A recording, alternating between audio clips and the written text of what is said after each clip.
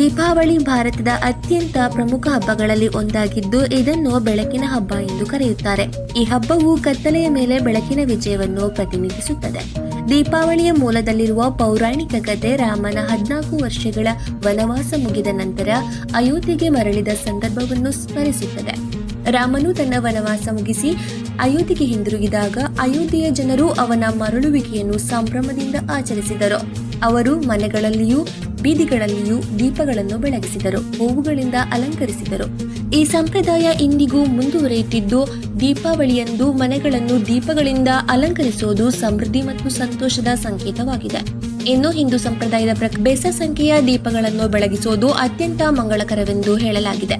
5, 7, 9, 11, 51 ಅಥವಾ 101 ದೀಪಗಳನ್ನು ಹಚ್ಚುವುದು ಅತ್ಯಂತ ಶುಭಕರವೆಂದು ಪರಿಗಣಿಸಲಾಗಿದೆ. ಕನಿಷ್ಠ 5 ದೀಪಗಳನ್ನು ಬೆಳಗಿಸುವುದು ಅಗತ್ಯ, ಏಕೆಂದರೆ ಅದು ಸಂಪತ್ತು ಮತ್ತು ಸಮೃದ್ಧಿಯನ್ನು ಆಕರ್ಷಿಸುತ್ತದೆ. ಈ ದೀಪಗಳನ್ನು ಸಾಮಾನ್ಯವಾಗಿ ಸಾಸಿವೆ ಎಣ್ಣೆಯಲ್ಲಿ ಹಚ್ಚುವುದು ಪೌರಾಣಿಕ ಮಹತ್ವವನ್ನು ಹೊಂದಿದೆ.